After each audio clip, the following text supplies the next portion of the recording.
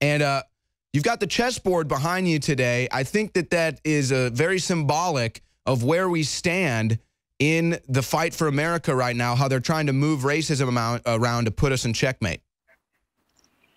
Let me put it this way.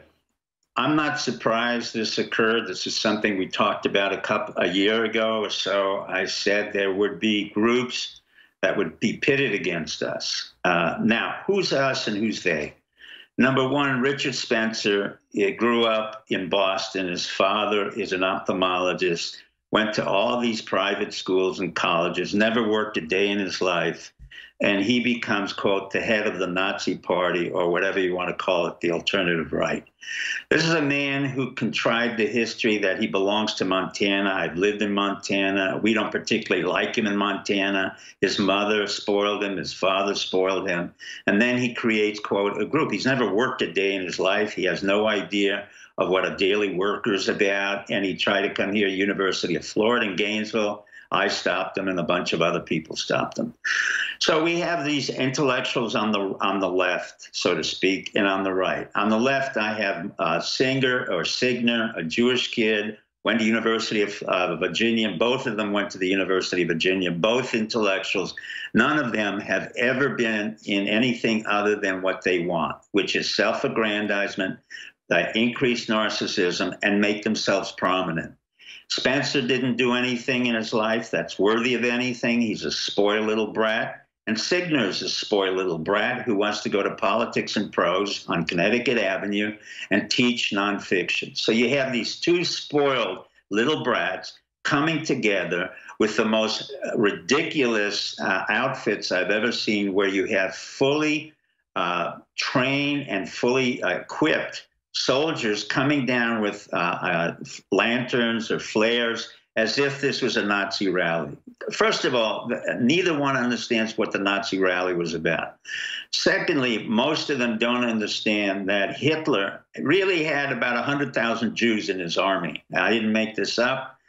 Hitler's two major field commanders and the Luftwaffe, the Blitzkrieg, were full Jews out of 5. Hitler's right-hand man, Heydrich, who was in charge of the extermination of Jews, was a Jew from Austria. So history is missing in all of this. On the left, they forgot that they gave birth to eugenics in Germany. It was the left, particularly Stanford University, University of the Rockefeller University, and Harvard, who gave the grants that eventually went to Mengele to do the eugenics experiments. Also, it was Margaret Sanger who inspired everybody to get rid of any child that was not adaptive. We'll be right back with more on The Alex Jones Show. I would agree with you. There is a clear collusion. Both of the men were trained in the same place as the University of Virginia. They're both highly educated. They both owe their allegiance to their specific parties. In the case of Spencer, he just made up some nonsensical party called the Nazis or the alternative right or alternative media. He didn't create the expression alternative media. Neither did Hillary. It was really created here on the Alex Jones Show when we did it about 12, 14 years ago, where we were the new right or the new Republicans because we broke away on 9/11. That's what nobody really understood. This is a still carryover in terms of the Republican Party, or we who were disillusioned with the Bushes and others, that we wanted to have our own specific party, and Alex was the forefront of it. In terms of the left, I mean, they have been pathetic. It's still part of the Podesta group. It's still part of the, the fascism of the left. When you create a tight group and they're always working to create agitation, propaganda, that's the beginning of fascism on both sides. And probably the closest analogy historically to this would be the Weimar Republic in the 1920s, when you had the fascist left and the so-called fascist right coming together, and in between you had this painter or a theoretical painter who didn't get into art school named Hitler, who came to power. Now, this is highly contrived. Whoever's involved has to be involved with some of the elements of the FBI and some of the elements of the CIA. Why do I say that? Richard Spencer lives in Arlington, Virginia. He was married to a former Russian. or Russian American. The Russian American, it turns out, studied U.S. foreign policy, international relations, and guess what? The Soviet Union. By definition, she was and still is probably the CIA. In return, you have Podesta Group, you've got Signer, or Signer, as he calls himself. He was involved in a lot of education as well, University of Virginia, as was Spencer. So both come out of the same background, intellectual, spoiled, elitist. None of them have ever really worked. None of them created a job. And both decided to get into the business of agitation propaganda.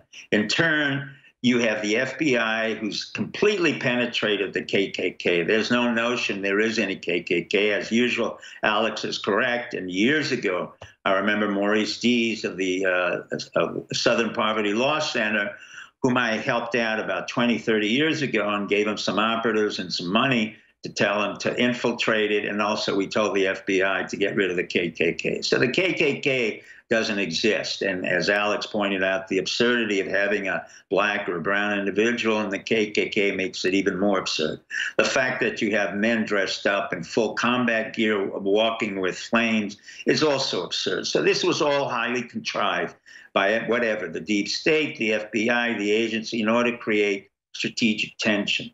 Now, Trump handled this very well. Where the problem lies for Trump is very simply that he's answering all the questions right on the mark, but he's getting trapped into a strategic... That's Dr. Steve Pieczenik. We'll be right back with more from him, more of the breakdown on Charlottesville, and your phone calls. This program, along with Dr. Steve Pieczenik, has been telling you for years that the deep state, the globalists, and the left are going to try to set up and stage events and blame patriots in order to start a civil war and destroy this country.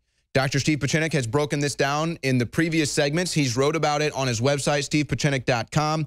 Charlottesville stage confrontation. He broke down the collusion with Michael Signer and Richard Spencer, a professional LARPer by my estimation. But I want to hear your take on a couple other angles, Dr. Pieczenik. 3 angles I want to hear your take on. One, what happened to the police helicopter, and how come nobody is asking that question? No coverage on that. 2, what do you think about the people that attacked the car that ended up driving over people and killing one woman? And what do you think about the car driver able to speed out of there in a jiffy like a professional driver and get out of the scene, and then police are able to apprehend him later? Let's start with the police helicopter. What are your thoughts on that? I really don't know. What I do know is that beforehand, I was shocked that there was no police protection for anybody, either on the right or the left. This was a trap. There was no question this was a setup. This should have been seen very quickly by whoever the marchers were, particularly on the alternative right or Spencer. They didn't pick this up, and they should have picked it up because there was no police protection as they came in, and then they were shuttled into a barricade. The second issue about the car or, the helicopter, I really do not know what happened. I'm sorry. I mean, I know UVA police. Some of them are very good. Some of them are, they do their job. Virginia tends to have a very strict moral code and a very strict system of operation for their state troopers and all of their policemen. So they're well trained.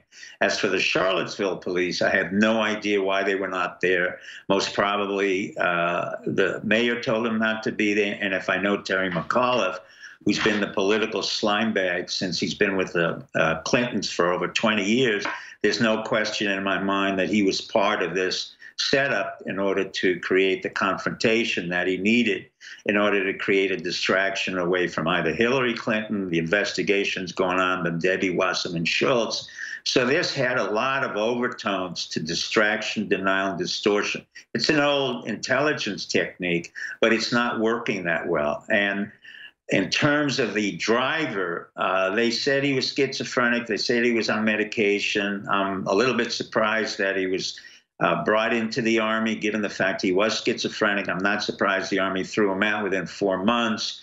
And then he immediately went to whatever organization that he said he was pro-Nazi. Most people have no idea what the Nazis really were, who they were, and how they fought. It just sounds great, and they have no idea what the underlying basis was for National Socialism.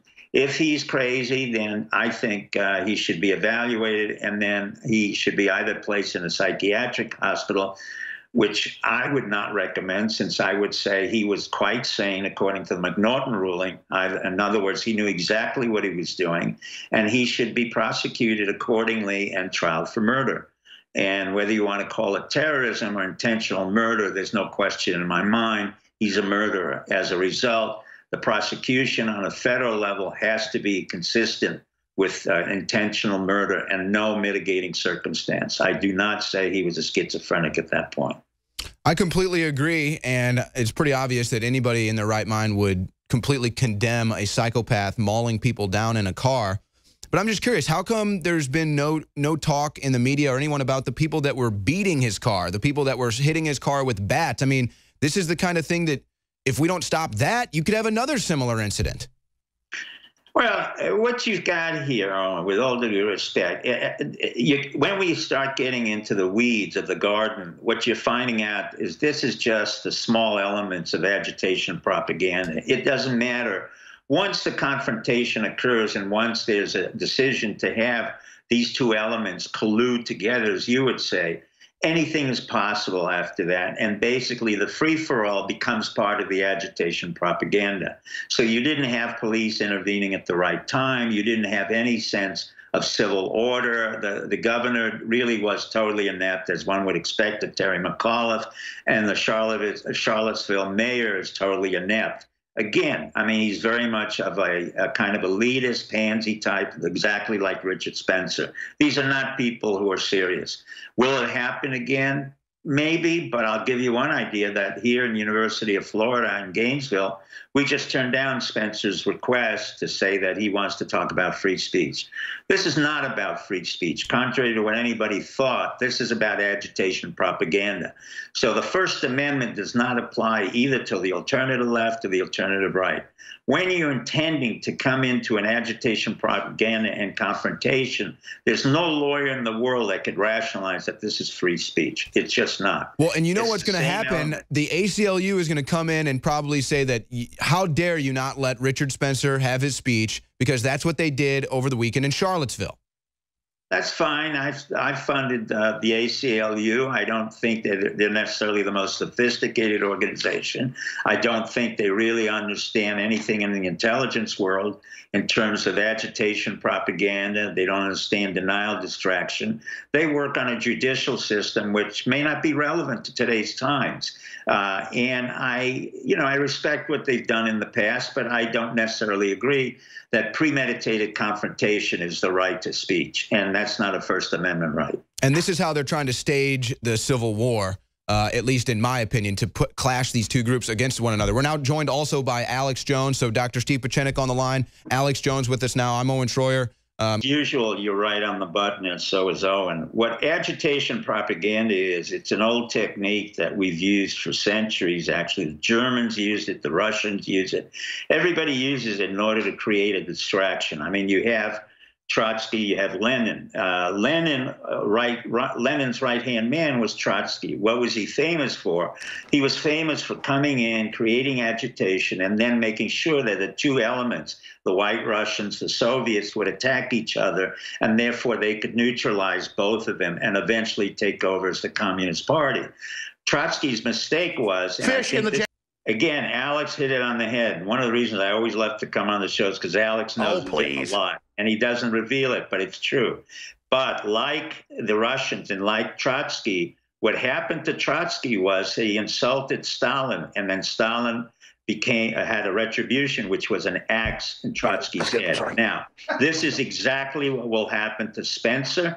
this will happen to Signer, and this will happen to the individuals who are involved. The reason for that is very simple. Those of us who know the deep state, who know everything about agitprop, we know exactly how it's created, where it comes from, who's funding it. We'll make sure that these leaders, and this is a warning to them, and I have rarely missed my warnings, that they are in trouble, they are in danger now of being killed by their very own people who set them up. Whether it's the FBI, the CIA, or whatever foundations you want to talk about, they will not be able to continue.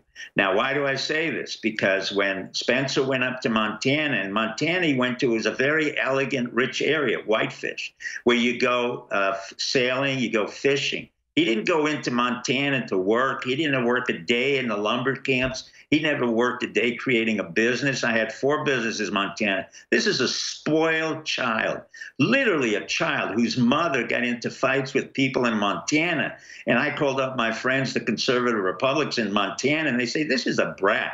And so he was picked up because he is a brat. He's easily controlled. He has nothing to do with Semitism or anti-Semitism. He's just a jerk who has nothing to do, and he's lazy. The same thing with Signer. Signer's a Jewish kid who's a schlep. He never worked a day in his life. He was part of the transition group under Obama. So what happens is the deep state, some of us come in, we pick each one of these guys, we tell them they're important, we fund them money, and then we say, go at each other. Now, the big difference here is what Alex said and what Trump said.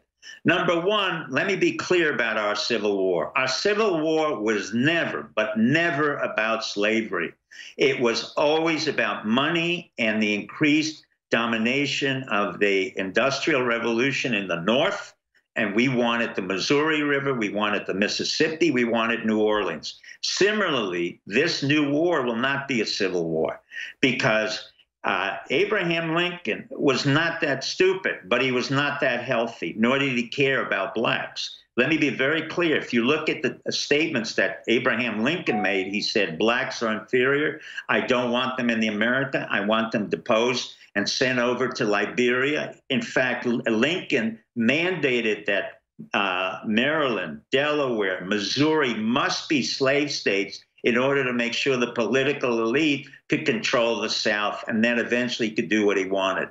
Lincoln had Marfan syndrome. He was a bipolar individual. He was totally nasty depressed. So if you want to go to any statue where a man hated blacks, literally, you look at his statements that he made about blacks, they were inferior, they should never come to America, we'll send them back to Liberia, then take away the Abraham Lincoln Monument. I don't have a problem with that. I've always resented that I had to have the propaganda from the North that Lincoln was a great president. He was one of our worst presidents. Just like John F. Kennedy, he was mentally ill. He had no idea what he wanted, except he was repressive. He was a fascist. He arrested all of the judges in Maryland, all of the journalists, and then created auto-genocide, where 950,000 boys were killing each other. Now, you tell me that's a great president, and I want to hear the press retaliate with any sense of history. So what do we have in academia? We have this notion that Lincoln was one of our greatest presidents. Absolute nonsense. Doris Goodwin, who was the writer about Lincoln, was the same woman who seduced LBJ on his biography. So you have academia involved in the polarization of a country. You have professors who are tenured who have no idea what the history is about. You have PhD students who continue just propagating nonsense. And there's no history or a basis of facts. We don't talk about the history of America. We don't talk about the fact that Lincoln was very close to kind of a Pol Pot who made sure that we destroyed the entire South in order to get railroads, in order to get Mississippi, in order to get New Orleans. He didn't give a damn about the blacks. We had white slavery coming in. Ask every Irish family who came in during the 1840s, 50s, and 60s. The first thing the Irish came in for, they were sent into the war. And if they couldn't buy their way out, they were the real slaves in the North. Grant had a slave. Lee had a slave. I mean, this is absurd. So the distortion of history, as articulated by academia, was absurd. And that was part of the propaganda that I had to learn in the North and disavow when I came to the South. The South was far more integrated than anybody ever realized. I'm still living here in the rural South, And I have mixed couples at a far greater rate than I see in the North. Robert E. Lee was not only the number one student at West Point, he was, as you said, Alex, the superintendent of West Point. The reason he went into Northern Virginia is because his loyalty was the patrician family in Virginia, not to the South. He eventually agreed to be the head commander of all the South only years after he was in the war. He was a great tactician, but not a great strategist. And in turn, we have Grant, who's portrayed as some kind of alcoholic, who was a brilliant strategist, was an excellent command and control officer, and did exactly what he had to do to fight the war. And he did it, and eventually became president of the United States because Lincoln was afraid that Grant would become the president and try to subordinate him. So the history of all of these dynamics is never articulated because our schools don't teach it, our professors don't want to hear it. And basically, the New York Times has no idea what they're talking about. Neither does the Washington Post. The first people I hear are going to have any ideas, I'll always go to Alex. Now, all right, folks, we'll be right back with more of the Alex Jones. For the final segment here with Dr. Pieczenik. Dr. Pieczenik, I had one question for you. I've been following your coverage of all of this, and I want to phrase this to the best that I can. You seem to be pretty unfazed by all of this. You seem to think that all of this is pretty menial and that this isn't really the big story. There's something else going on. Is my analysis of your coverage of this accurate? Yes, you've been, as usually, very sharp, Owen. The reason I'm not fazed by any of this, number one, we don't have a civil war. Number two, Trump understands what's happening. Number three, if you see the man next to him, that's a famous executive producer who really understands what's going on, and really where the distraction is occurring and why this is occurring is that the Democrats have been trying to raise money for Debbie Wasserman Schultz and the Aoun brothers, the Pakistanis, Awan brothers, who are Pakistani thieves and criminals. They should have been arrested.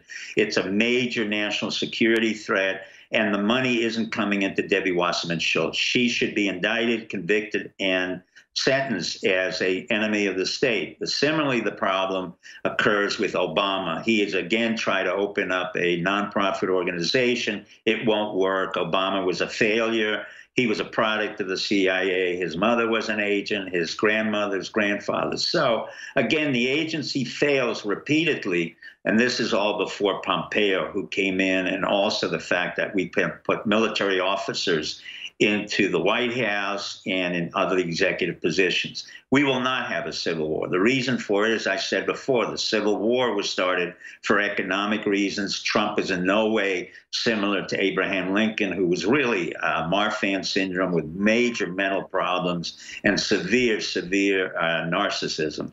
What happened in the Civil War was economic change from Dr. Steve Pieczenik. But Dr. Steve Pieczenik, getting back to what you were saying before the break, reason with me right now and reason with our audience right now why we have not seen any public prosecution of Debbie Wasserman Schultz. Because the system is afraid to get into a political adversary situation. Number two, Debbie Wasserman Schultz doesn't have enough money to defend herself. Number three, there was a transition with the FBI, but eventually the FBI will come down. It will be a federal prosecution on her for treason, for intentionally misleading our FBI agents, for intentionally lying, and it will come about. Trump understands what's happening. The people around Debbie Wasserman Schultz knows that she lied before, as we know, with the Bernie Sanders campaign.